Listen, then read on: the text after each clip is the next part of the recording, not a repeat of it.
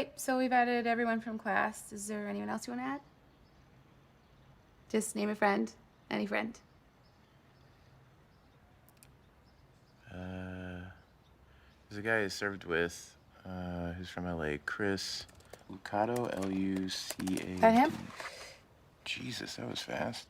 Yeah, I know. You can find anyone on Facebook now. That's why it's great that you're on it. You know, you want people to be able to find you, right?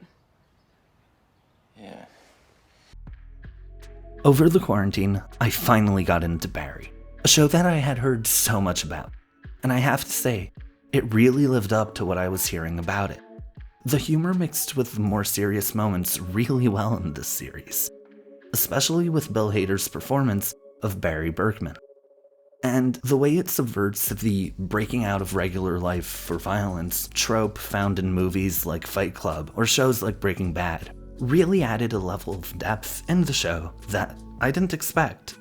In fact, Skip Intro has a great video about how Barry approaches toxic masculinity, and I definitely recommend you check it out. But I think the show says a lot about the individual and egocentrism in relationships as well. To properly explore this, I'll discuss 4 relationships in the series, how these relationships resemble the 3 different friendships as described by Aristotle, and how selfishness plays a role in these different relationships. Before I start, please consider subscribing. I'm giving these videos my all these days, and the support would be deeply appreciated. Now, I don't think there's a better place to start than the relationship between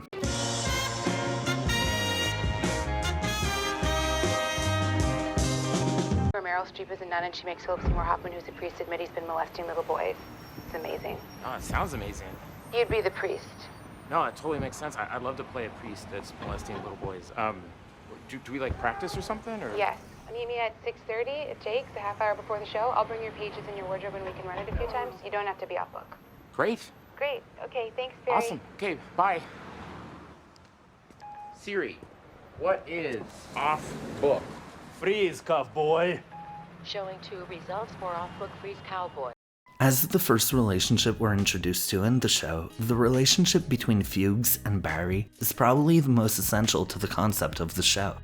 After all, Barry is a contract killer, and Fuches is his handler. He finds the different jobs for Barry, negotiates his pay, and manages him. But their friendship goes past a professional level. Apparently, Barry's father saved Fuches' life, and a friendship had formed between the two. We understand that when Barry came back from Afghanistan, he no longer had his father, and he no longer knew what to do. So Fuches helped him find his way. Though they often discuss this as searching for Barry's purpose, it's pretty evident that to Fuches it was really about finding a cash flow. Nonetheless, Barry sees Fuches as an older male figure who helped him find something when he felt there wasn't anything for him. Though he often describes Fuches as an uncle of sorts, it's pretty clear that he more so plays the role of a father figure in Barry's life. But this relationship changes when Barry decides he wants to leave this violent life behind to pursue an acting career. In many ways, it's like when a child leaves home to live on their own.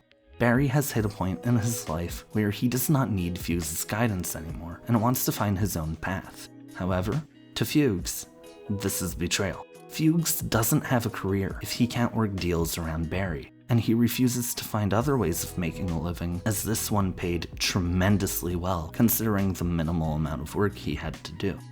Instead of being happy for his son, Fuches resents him for leaving the business. As far as he's concerned, he did a service to Barry when finding him the contract killer job, and Barry is therefore in his debt. He can't leave as this would be unfair to Fuches. After failing to end the business relationship while maintaining a personal one, Barry decides to cut out Fuches entirely. Fuches, therefore, decides to ruin Barry's life in any way he can, hoping that this would cause Barry to come crawling back to him, and that this would allow them to resume their father-son relationship. Of course, this only drives Barry further away, as he begins to hate Fuches for this. Eventually, the 2 characters part ways, seemingly permanently, as Fuches is sent to Chechnya, where he seems to live a happy and peaceful life. A life he abandons when he sees an opportunity to ruin Barry once more. He's their patsy, but the problem is he can't get over his anger towards Barry. The relationship between the two greatly resembles the friendship of utility as described by Aristotle, a relationship that is built on the benefits the two could provide for one another. First, there is the financial element of this relationship, where this comparison is most obvious.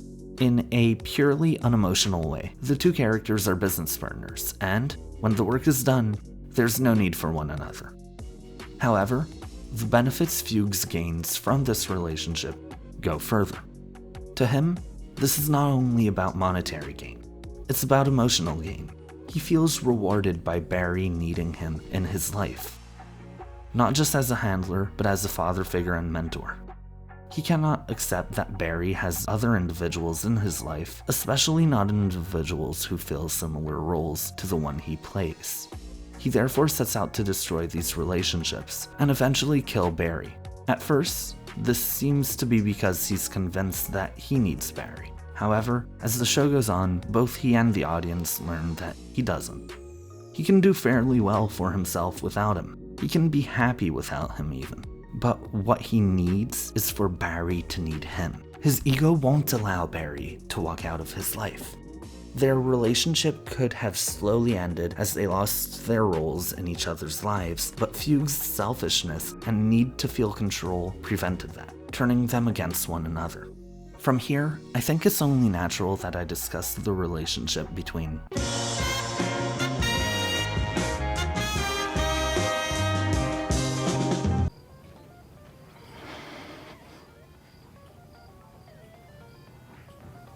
I love you, Mr. Cousineau.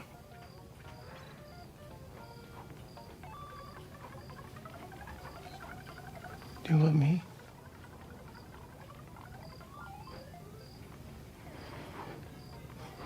Can you say it? I love you, Barry.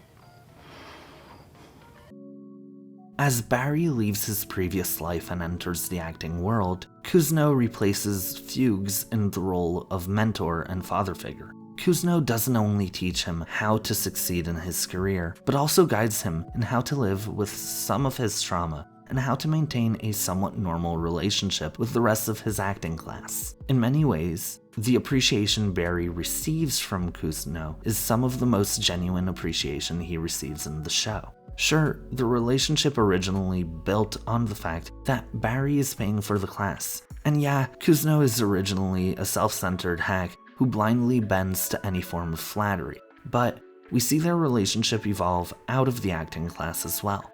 Cousineau goes as far as inviting Barry and Sally to join him and Detective Moss at his vacation home.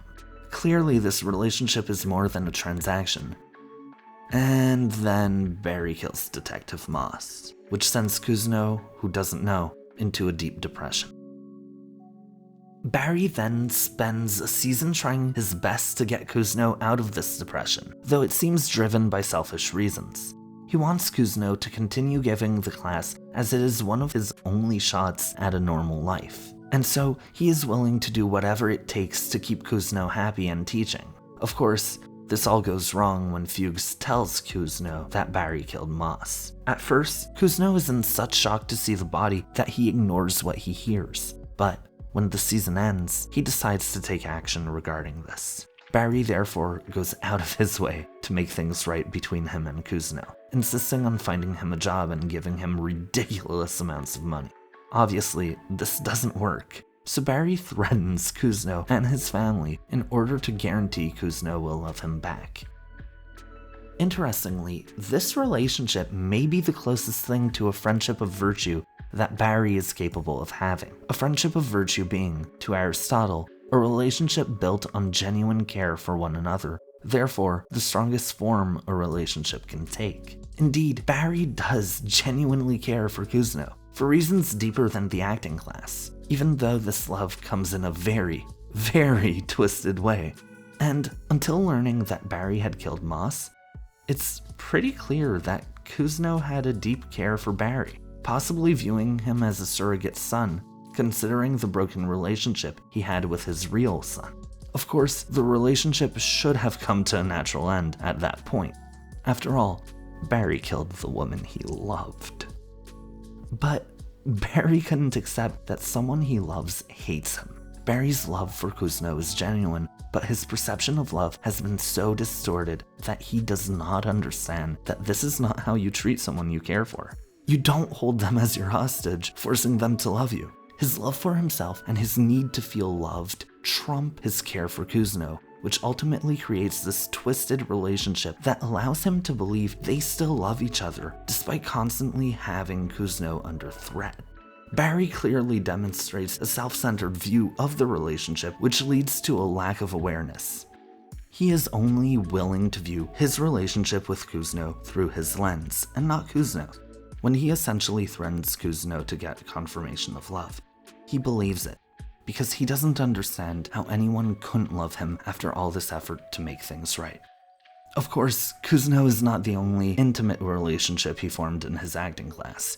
He befriended most of them and even became roommates with some, and all of them proved to be egocentric in their own ways.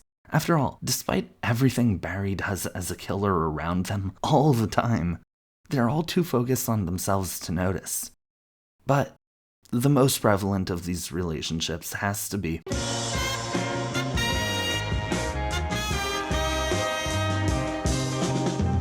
This is actually the relationship that got me to really think about how the show explores relationships in the first place. Because from the start of the series, I wondered why these two were together. They never seemed like a good pairing to me. I found it odd that Barry instantly fell for Sally, because as the series went on, I found that she had less and less redeeming qualities. For a while, I thought it might be only me, so I looked it up and, turns out I dislike her much less than a lot of the people watching seem to. Additionally, it seemed odd that she'd fall for Barry. He seemed to be extremely passive in their relationship, and early on, his insistence for one caused a lot of tension between the two. In fact, it seemed the only thing they actually had in common was acting. And that's when it hit me. They don't love each other. They never did. Despite Barry's daydream of a life with Sally, it was never really her that he loved. It was the idea of her. To him, she represents the normal life he's wanted for so long. She seems like the classic girl next door, the pretty girl he feels he was meant to be with all along. On top of that, her self-centered personality doesn't allow her to see everything going on with him, so he doesn't have to worry about his past interfering with their perfect normal life. He wants this life more than anything, so he'll do anything to keep her happy. And this works perfectly for Sally, because she isn't really looking to know Barry. She's looking for someone who will blindly support and uplift her. We see this from the first time they hook up. She calls him and he instantly comes to comfort her, but this comfort is really just given by agreeing to everything she says, and even at that, he's not saying much. Sally has created a fragile reality for herself, where she is both the hero who overcame so much to the point where she inspires everyone around her, and also the victim that people are constantly conspiring against. Who Barry is doesn't really matter in their relationship, as long as he constantly is there for her. As long as he is constantly there to make her look better. In fact, this is why their relationship becomes official, because his performance in Macbeth pushed hers to be even better. And even though Sally says that it's Barry's violent behavior that caused the end of their relationship, I think it's his failure to endlessly uplift her that really does. Don't get me wrong, Barry was absolutely in the wrong to treat her the way he did, and she would be right to end things for that. He demonstrated that he is an extremely aggressive personality, but this isn't what gets her to break up with him. She only breaks up with him when Katie, a younger actress working on Sally's show, confronts her about it. Up until this point, Katie very much served as a protege to Sally, which only boosted her ego even more. She felt like she had achieved such a point of success in her life that she had a responsibility to pass down what she had learned to someone who admired her. Someone who genuinely considered her to be brave and strong. Someone who, to a certain extent, wanted to be like her. Having her own show where she was portrayed as strong was everything Sally ever wanted, but having someone like Katie on the show was everything she wanted and more. She essentially viewed herself as so far above Katie that all Katie could do is learn. So, to have Katie come up to her and point out an obvious flaw in her life, a flaw that can even make her seem less powerful than she sees herself, was unacceptable. She could either accept this as true or end things with Barry and prove that she is as strong as she believes. This is something I'm not capable of. Come on, you baby. Hey, Don't say it. come on. What are you doing? Don't do that. Come on. Look, Come on. stop Look, I know who you really are, okay? You pretend to be Stop this it. nice guy, Stop it. but deep Okay, down you're stop. nothing but rotten. What is wrong with and you? you like it. And that's why you're never gonna change. And that's why I'm gonna fucking leave you. Why are you saying that? Come on. Stop it. Come on. Stop saying Fucking choke me. Stop it. Fucking do it, you fucking pussy. Fucking do it. Come on. Helping you. Stay Come in on. the scene with Choke me. Let it out. Fuck off! Come on, maybe sell it. I am selling it.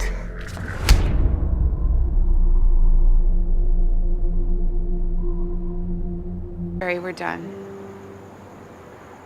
What, because I missed the premiere? The way you yelled at me the other day at the office, it sent me to a place I never want to go again. This relationship isn't good for me. Ultimately, the relationship between Barry and Sally is most similar to what Aristotle calls a friendship of pleasure. That is, a relationship built entirely on the common interests of the individuals. A relationship that would not survive if these interests were no longer in the picture. The common interests here are acting and Sally. As without acting, the pair has nothing in common and barely knows each other. The relationship is built on their expectations, and not the actual care for one another. He keeps him around because he treats her like a star and does what she says. Do you want me to bring you flowers? Yeah, if I say you can stay for lunch, just know that you can't. The final relationship I want to discuss is maybe the healthiest consistent relationship in the show.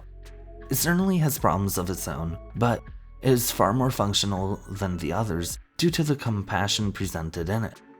That is, the relationship between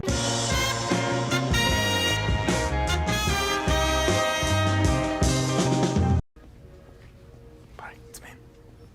It's Hank. I know it's Hank. In a wig. I know you're in a wig. This shirt's mine, though. Unlike the other relationships I discussed, this is a relationship where the two individuals seem to mostly be on the same page.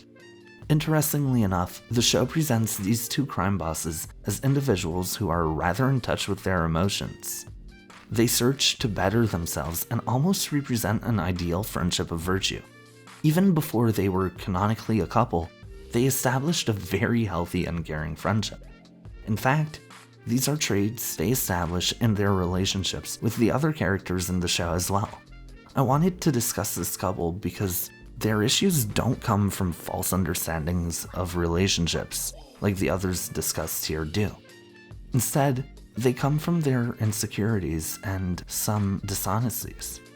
NoHo Hank is a very self-conscious individual who gets quite jealous when he thinks Cristobal may be getting close to others. We see this in Season 2 when Cristobal and Esther become good friends. Hank starts worrying about what this may mean for his relationship with Cristobal. So, he organizes to get Esther killed. Meanwhile, in Season 3, we learn that Cristobal lied about his past to NoHo Hank. Back in Bolivia, he has a family, including a wife he does not love. As viewers, we understand that this family is something he had to become a part of, and the reason he does not tell Hank is because he fears this would get in the way of their relationship. Both these situations highlight the importance of communication in a relationship. Cristobal never had any intention of replacing Hank with Esther, which Hank would have understood had he actually discussed his concerns with him. And Hank is understanding of other people's situations. He would have accepted Cristobal and tried to help him had he known the situation from the start. In fact, that's what he tries to do anyways. While this relationship is much healthier than those previously discussed, it's clear that these two characters still face some issues of their own. issues we hope they learn to grow past. And it's nice to see a caring relationship in the show. Actually, that's why I wanted to mention this one. That, and because I can't put enough emphasis on how important communication is. If you're having relationship issues, this should really be the first things to look at. Trust me, I know from a lot of failed relationships. Overall, the characters presented to the audience in Barry are largely egocentric in their relationships, which, in many ways, feels like something of a criticism of the type of person who moves to LA for an acting career. We see that even in relationships founded on genuine care, selfishness twists the relationship to be unhealthy for those involved. Meanwhile, in relationships with better understandings for one another, we understand that there could still be challenges, though these are challenges that can be overcome. Thank you so much for watching. This was actually one of the more interesting videos for me to make, as I got to explore and compare multiple character relationships and how the character traits define these relationships. Again, if you liked this video, please consider subscribing and following me on Instagram or Twitter. The links should be in the bio. If you have any show or movie you recommend, please do. Who knows? I might make a video about it.